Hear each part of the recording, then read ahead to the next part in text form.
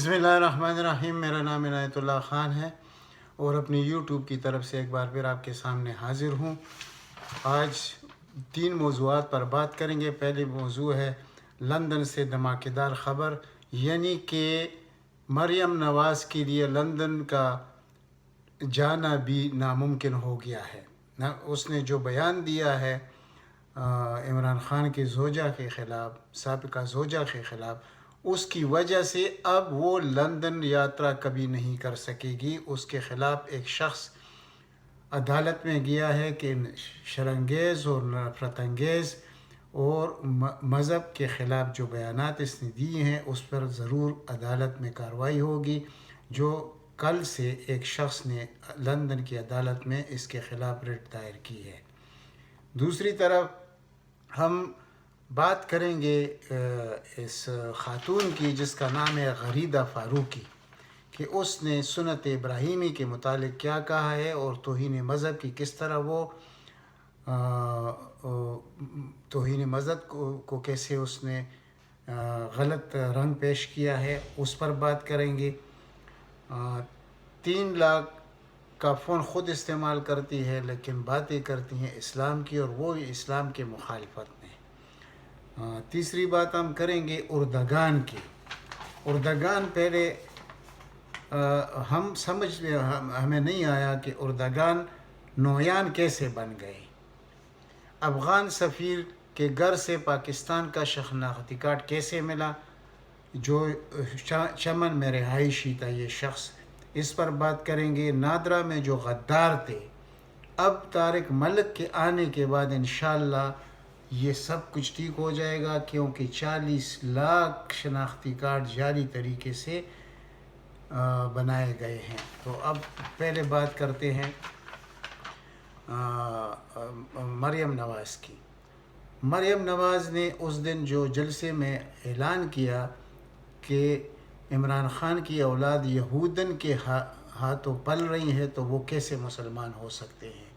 ये बहुत बड़ी बात है, क्योंकि लंदन जैसे मुल्क, इंग्लैंड जैसे मुल्क में मज़हबी रवादारी को बहुत ज़बरदस्त तरीके से देखा जाता है और किसी को इख्तियार नहीं है कि वो किसी के ख़िलाफ़, किसी के मज़हब के ख़िलाफ़, किसी के अक़ीदे के ख़िलाफ़ कोई बात कर सके। तो इस पर जो शख्स अदालत में गया है तो उसने ये सब कुछ उनके सामने रख दिया है कि इसने कोई जो मुनाफरत की है और उसने मज़हब को शरंगेज़ी में तब्दील करने की कोशिश की है, तो बहुत ऐन ज़रूरी है कि इस औरत पर लंदन में दाखिले पर पाबंदी लग जाएगी, क्योंकि ये इनका तो सारा कुछ ही लंदन में है, और जब ये सब कुछ हो जाएगा तो ये इनके लिए बहुत बड़ा नुकसान होगा। नुकसान तो पहले ही बर्दाश्त कर रही है, जो खा वो कुछ मामूली भी है, लेकिन ये मुश्किलात में और ये ज़हनी तवाज़ुन जो मैं अक्सर कहता हूँ कि ये तो खो चुके हैं।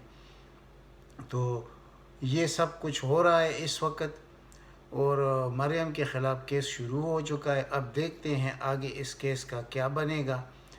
दूसरी तरफ जो CTD पुलिस है कराची का, उसमें से 130 अफसरान को बरतरफ़ किया है। इनमें से 90 का जो तबादला हुआ है उसमें से सिर्फ 20 अपनी ड्यूटी पर गए हैं, बाकी ने जाना भी गवारा नहीं किया। और ये पुलिस के गाड़ियों में मनशियात फ़रोशी करते थे और कत्ल व गारत में भी मलूस थे। जितना ये दो दौर गुज़रे हैं ज़रदारी के, इसमें यही कुछ होता रहा। और अब लोग ये कहते हैं कि ये जो मनशियात फ़रोशी कर रही थी CTD पुलिस वाले और दूसरे पुलिस वाले, तो इसका रकम जाता कहाँ था? क्या ये बिलावल हाउस पहुँच जाता था? यानी कि अब वो मनशियात फ़रोश भी हो गए बिलावल वग़ैरह। तो ये वो कोई मामूली बात नहीं है। अब बात करते हैं गरीदा फ़ारूकी के। उसने सुन्नत इब्राहीमी के ख़िलाफ़ एक बयान दिया है कि इसके बजाय कि आप एक जानवर ज़बह करें, तो उसके बजाय आप एक गरीब की मदद करें, तो वो इससे बेहतर तरीक़ा है। यानी कि इसने इस्लाम के अक़ायद के ख़िलाफ़ जो बयान दिया है, इसने बिल्कुल तौहीन मज़हब किया है। अब हमने देखना है कि हमारा جو آئینی اور قانونی ادارے ہیں وہ اس پر کیا کرتے ہیں، ان کے سامنے لیٹ جاتے ہیں جیسے اکثر ہوتا ہے، یا اس عورت کو سلاخوں کی پیچھے رکھا جائے گا، کیونکہ اس نے تو مکمل اسلام پر، مذہب پر حملہ کیا ہے۔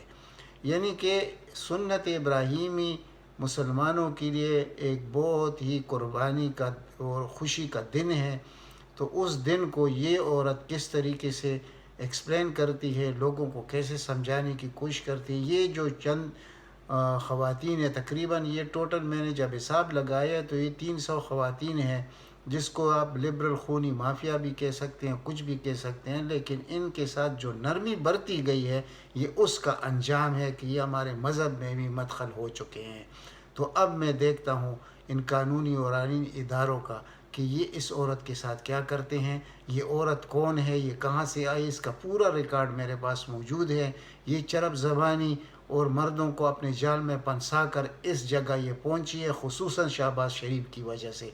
تو اب اس کی تعلیم کیا ہے وہ بھی مجھے پتہ ہے، یہ پہلے اسکول میں ٹیچر تھی، وہاں سے ہوتے ہوئے اپنے چرب زبانی کی وجہ سے، اپنے اطوار طور طریقوں کی وجہ سے یہ اینکر بن گئی، اور اینکر بننے کے بعد اس نے خود کو کیا کچھ سمجھا، اور پھر یہ اچانک ایسی بات کر جاتی ہے جو کہ ہمارے مذہب کے خلاف ہوتی ہے، اور اس کے ساتھ جو 300 اور خواتین ہیں ان کے ساتھ کیا رویہ اختیار کیا جائے گا، یہ ملک کس لیے بنا تھا، اس کا مقصد کیا تھا، کیا ان جیسی عورتوں کو اس طرح کی مذہب کی توہین کی آزادی ہوگی تو ہم کہیں گے کہ یہ اسلام کا قلعہ ہے، تو ایسے نہیں ہے۔ پھر یہ میں عدلیہ کے سامنے یہ بات رکھنا چاہتا ہوں، اور بہت جلد اس پر FIR بھی کٹایا جائے گا۔ رابطے ہمارے ہو چکے ہیں لوگوں کے ساتھ، انشاءاللہ آپ کو معلوم ہوگا کل سے کہ اس کے خلاف FIR بھی ہو گئی ہے، لیکن یہ اس طرح FIR نہ ہو کہ صرف FIR اور ان جیسے لوگوں کو اس طرح آزادی ملتی رہی، اور یہ وہی شیطان کا یعنی جس طرح کہ ابراہیم علیہ السلام اپنی بیٹی یوسف علیہ السلام کی قربانی، اسماعیل علیہ السلام کی قربانی دے رہے تھے، تو اس وقت بھی شیطان نے ورغلانے کی کوشش کی، لیکن اللہ کے اس پاک نبی نے اللہ کے اس حکم پر عمل کیا، اور اس کی صلے میں ہمیں یہ قربانی نصیب ہوئی۔ تو اس خاتون سے اگر نہ پوچھا گیا تو یہ پاکستانی مسلمانوں پر کے زخموں پر یعنی نمک چڑھنے والی بات ہوگی۔ تو یہ میں عدلیہ کے سامنے رکھتا ہوں یہ بات۔ ہر روز ہم یہی بات کرتے ہیں عدلیہ کی، وہ کس لیے کرتے ہیں کہ یہ سب کچھ پاکستان میں ہو رہا ہے۔ یہ خود تو وہ لوگ ہیں کہ یہ بیف کے علاوہ، یہ گوشت کے علاوہ، یہ مرغی کے علاوہ یہ تو کوئی چیز چھوڑتے نہیں ہیں، اور ہوٹلوں میں جا کے کھانا کھاتے، اپنے نوکروں کو باہر بٹھاتے ہیں، اور یہ پھر لوگوں کو درس دیتی ہے غریبوں کا۔ تو ان کے ساتھ یہ جچتا نہیں ہے، ایسے خواتین کے ساتھ۔ میں خواتین کی بہت عزت کرتا ہوں، لیکن وہ خواتین ہوتے ہیں، وہ اس قسم کی خواتین نہیں ہوتے۔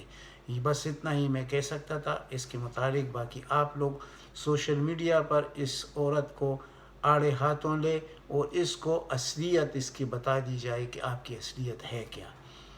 اب دوسری بات ہم کرتے ہیں کہ جو مذہبی منافرت پھیلانے کی کوشش کی جا رہی ہے وہ بھی شروع ہو چکا ہے۔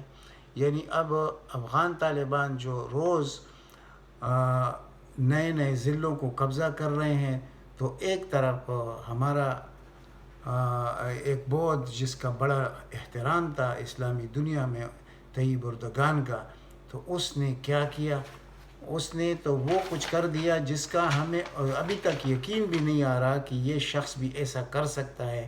یعنی اردگان الطور کے بجائے وہ نویان کیسے بن گیا، یعنی یہ اب افغان طالبان کے سامنے کیسے کھڑا ہو گیا کہ میں ایئرپورٹ کو سنبھالوں گا، اور نیٹو کا ساتھی ہوتے ہوئے میں ان کی دفاع کروں گا۔ تو اس کا مقصد کیا ہے؟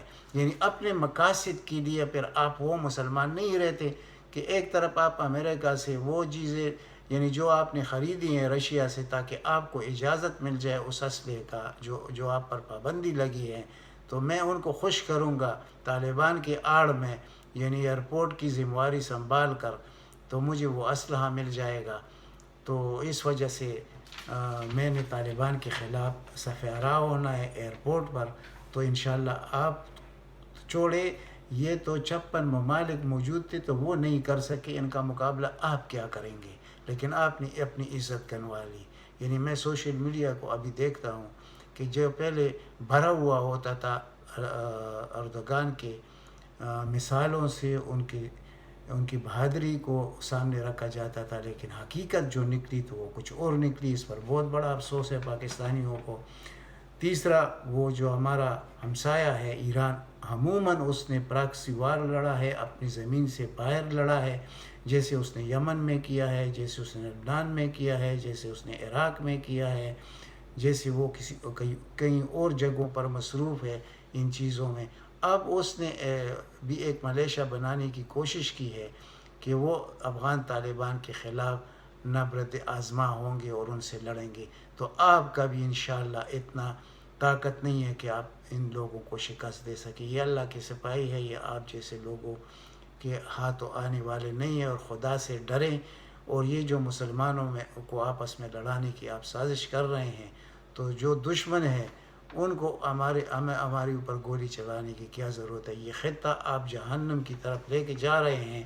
اور بڑا زبردست افسوس ترکی پر ہو رہا ہے کہ ترکی کو ہم اپنا دوسرا ملک سمجھتے ہیں۔ ایران کو تو چھوڑ دیں، ایران تو کبھی بھی ہمارے ساتھ کسی موضوع پر بھی ایک نہیں رہا۔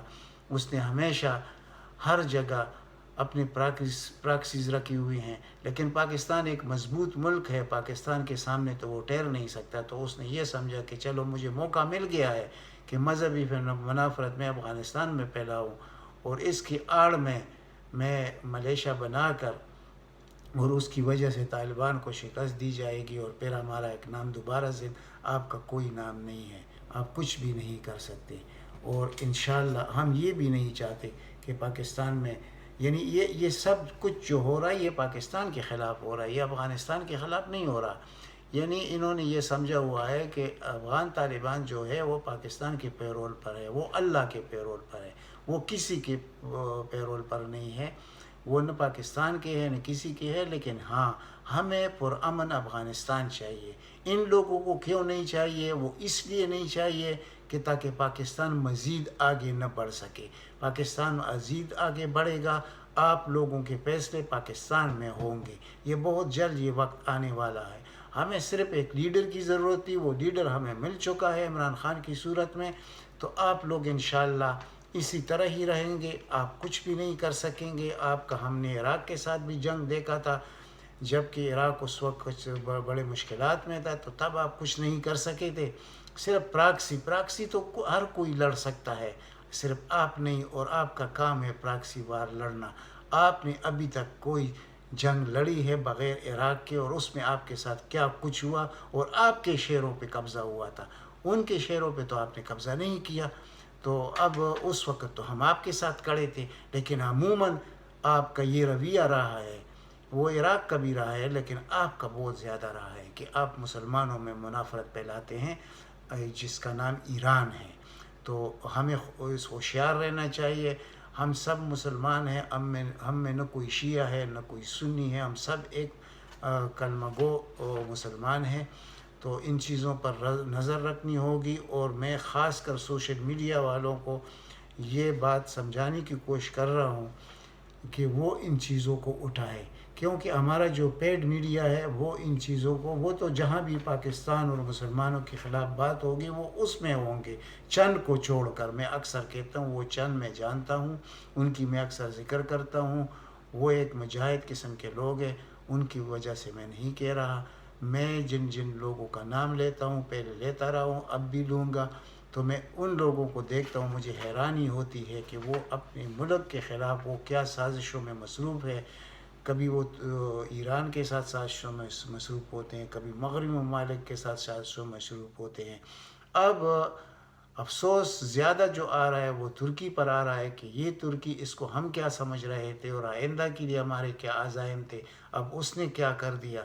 یعنی کہ جب افغانستان میں امن نہیں ہوگا تو پاکستان میں نہیں ہوگا۔ لیکن الحمدللہ پاکستان کی افواج، کوئی دنیا کا کوئی بھی وہ لشکرکشی کرے افغانستان میں، خدا نہ کرے پاکستان میں، تو ان کو منہ توڑ جواب دینے کی صلاحیت یہ ہمارے افواج رکھتے ہیں، اور ان کا جو تجربہ ہے وہ دنیا میں کسی اور فوج کا نہیں ہے، تو ہمیں یہ ڈر نہیں ہے، لیکن یہ جو مسلمانوں کا خون بہتا ہے اس پر ہمیں افسوس ہے۔ ملتے ہیں اگلی ولاگ میں۔ یہ آپ کا اپنا چینل ہے، اس کو سبسکرائب کریں، لائک کرے، زیادہ سے زیادہ شیئر کرے تاکہ عام لوگوں تک میری بات پہنچ سکے۔ اللہ تعالیٰ آپ سب کو اپنے حفظ و امان میں رکھے۔ والسلام۔